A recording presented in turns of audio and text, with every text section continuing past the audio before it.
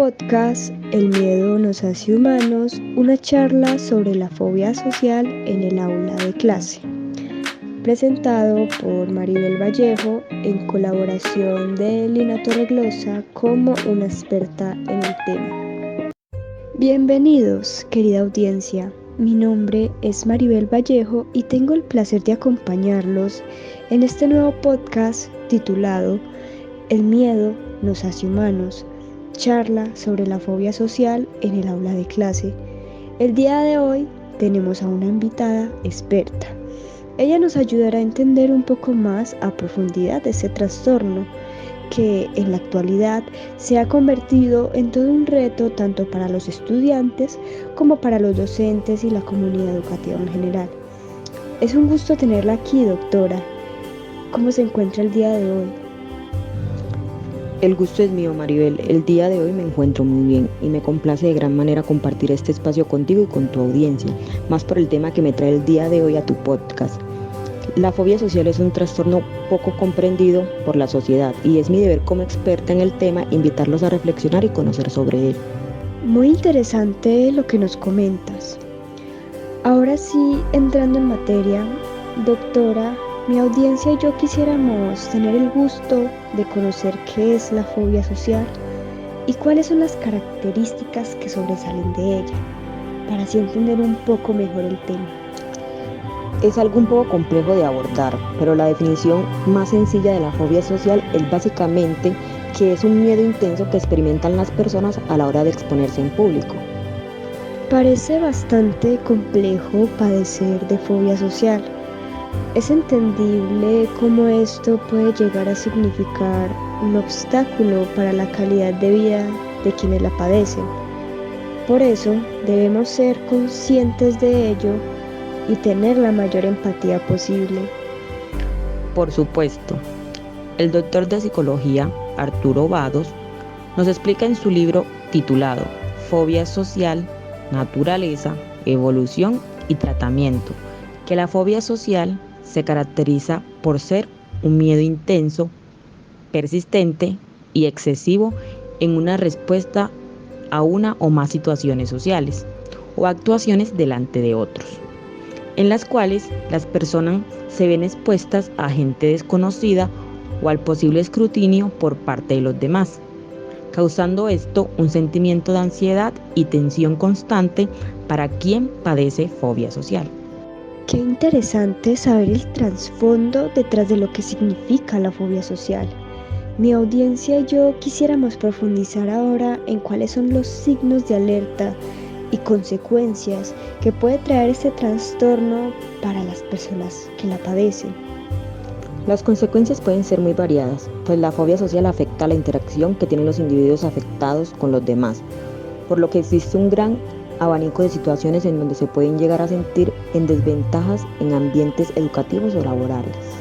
Justo ese último ambiente es en el que necesitamos profundizar, pues los estudiantes en la actualidad tienen muy presente en ellos ese trastorno. Ahora que mi audiencia, que cabe aclarar, es mayormente docente, y yo tenemos más claro el concepto de fobia social, quisiéramos saber cuáles son los signos con los que podemos identificar a una persona con fobia social.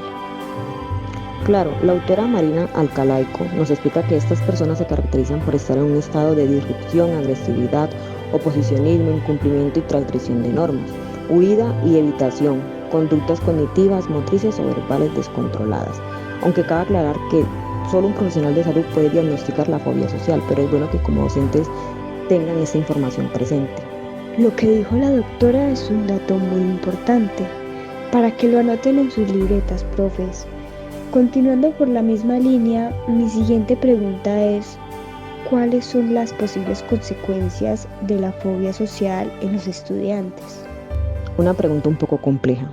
En este caso, los autores Regina Sierra y Alexis Mesa, en su trabajo titulado Fobia social, un fenómeno incapacitable, subrayan que este trastorno puede producir un bajo rendimiento académico, un posible riesgo de abandono escolar, aparición de otros trastornos de ansiedad o del estado de ánimo, y el inicio de consumo de alcohol u otras sustancias tóxicas. Me deja algo asombrada todas esas consecuencias que nos comentas. Esto debe ser una alarma para todos los docentes, para que estén atentos a sus estudiantes. En su amplia experiencia, doctora, ¿qué situaciones pueden producir en el aula de clase brotes de fobia social? Es un espectro bastante amplio, la verdad, pero te mencionaré al menos un aspecto que se presenta bastante en el contexto educativo. Por supuesto, en el aula de clase suelen existir variadas situaciones que pueden llegar a ocasionar reacciones variadas en los estados de ánimo de los estudiantes. El docente, si es buen observador, notará los espectros de comportamiento que suceden a la hora de exhibir a los alumnos a situaciones de estrés. Antes de que nos dé respuesta, doctora, yo quiero que la audiencia sepa que cuando se realizan exposiciones sobre alguna temática, en el momento de salir al frente y explicar a sus compañeros de clase su tarea asignada, los estudiantes suelen sentir miedo y nervios, y para algunos es más sencillo que para otros, pero ocurren casos en que los estudiantes son totalmente incapaces de salir por el temor que los abruma en ese instante. Ahora sí, doctora, expónganos su ejemplo. El aspecto de las relaciones interpersonales entre los estudiantes cuando un alumno se siente incapaz de socializar en un grupo por temor a ser rechazado o juzgado. Cosa muy común en el contexto educativo, no tener un círculo social estable incrementa las posibilidades de sufrir fobia social. Según lo que mencionas anteriormente, las relaciones interpersonales juegan un papel muy importante para el desarrollo de la personalidad de los estudiantes. Partiendo de allí, ¿qué estrategias como docentes podemos implementar para hacer un acercamiento con los estudiantes que identifiquemos tienen las características descritas por usted, doctora? Aunque cabe aclarar, antes de que nos dé la respuesta, que debemos saber nuestros límites como docentes para no caer en diagnósticos y tratamientos erróneos. Estos pueden afectar muy negativamente al estudiante. Ahora sí, doctora, ¿puede darnos la respuesta?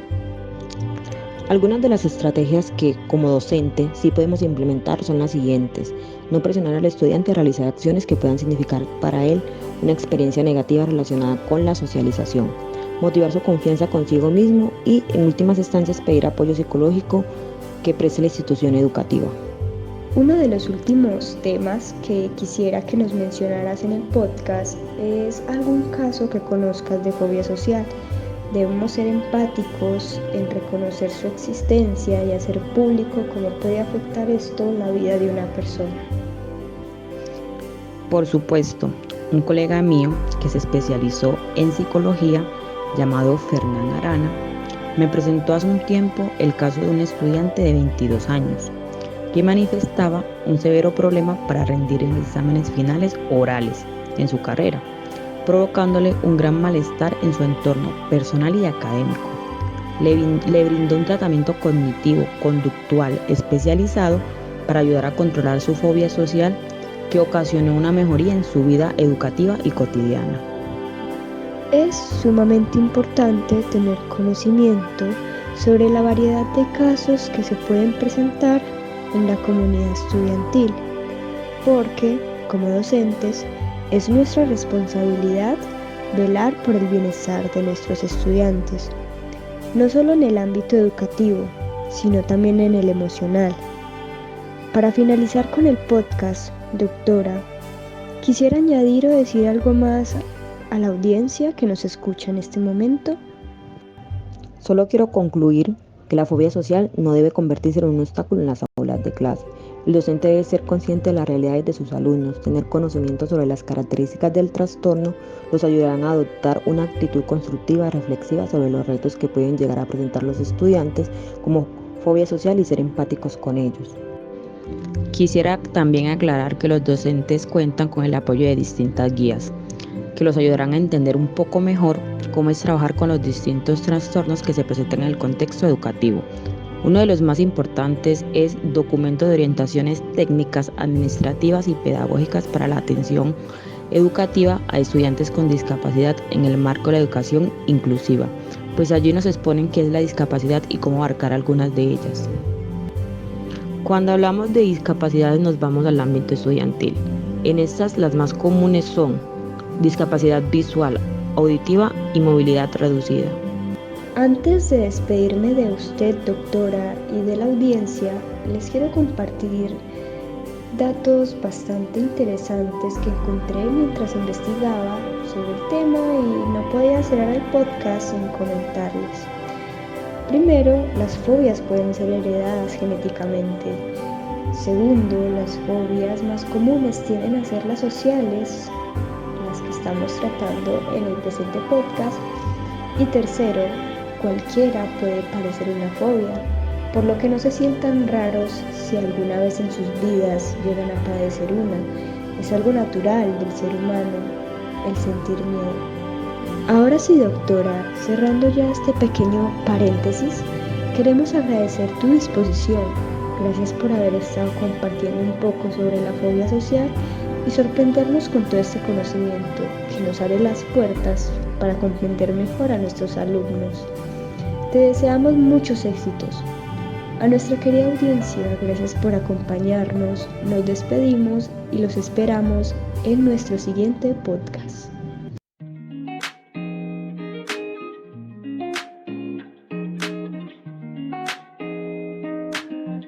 Coméntanos en tus redes sociales y comparte con tus amigos y amigas esta linda experiencia de escuchar podcasts con temática educativa. Síguenos en nuestras redes sociales para estar informado de nuestras nuevas actualizaciones.